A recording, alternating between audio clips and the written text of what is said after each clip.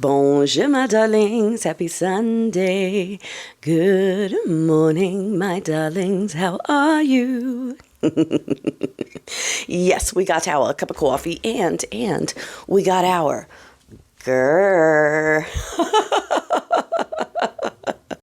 Voice, I just want to say that I love Zim. I love Zim because I feel like I'm trapped in a meat vehicle that I'm just operating, and I'm constantly like, oh my God, these human emotions, they're so distracting. These human organs, like what is...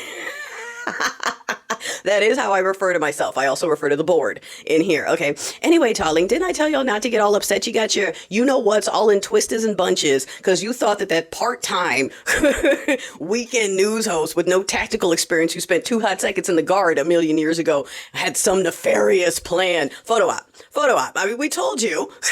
Nepo hire. If you've been in corporate, Nepo hires always love stuff like this because they haven't done anything. They haven't earned anything. And they love the idea of being able to control and subjugate people that are technically above them. So look, I used to sit in meetings with this chick. She would call meetings just to eat her lunch in our faces. Okay, she was a secretary that boinked her way into VP Ops or whatever. And so she would call us in there and then she would have someone bring her a home-cooked lunch. She had a team of employees who had to cook her lunches and they would bring it. And then she would go, these cookies are special to people from my country, so I can't share them with you because they're culturally significant to me. I'm just going to eat them in your face. And you're like, oh my God, that's Nepo hires. All right, that's what they do. And this country is run by them because, anyway, we'll get back to that. Darling, where's Tyler?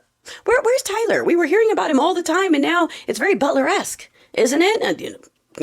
Don't worry about it. Team Red is digging in on it. Candy's digging in on it. So I'm not going to say too much. I'm just going to say they're digging in on it because they find it suspicious as well. Isn't it suspicious? It's like as soon as certain people got all the merch and video and photo ops they wanted, it didn't matter anymore.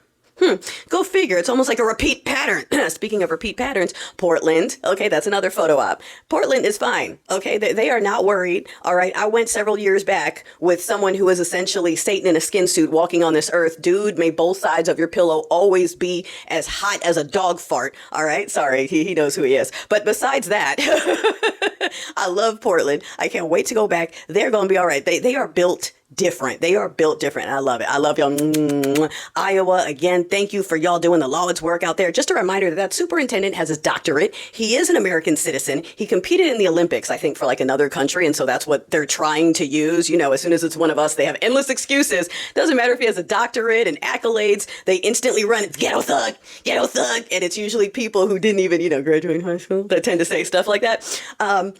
They have snipers on the roof. Okay, I mean, people are out there peacefully doing the you-know-what, but they have snipers there. For one dude, for an educated man, no criminal record, okay? In fact, what did they say? Like 16, 17,000 people that are being detained have no criminal record. They're just being held in cages. And we don't care because it's not a nighttime, news recap commentator. So, we'll just, it's not that important, right? I also just want to remind you guys that while you're seeing these women run to the front and brag about how they suffer for their beliefs, I want you to realize that these are women, and we kind of touched on a little bit in the podcast, that chose men who want to see them suffer. Think about that.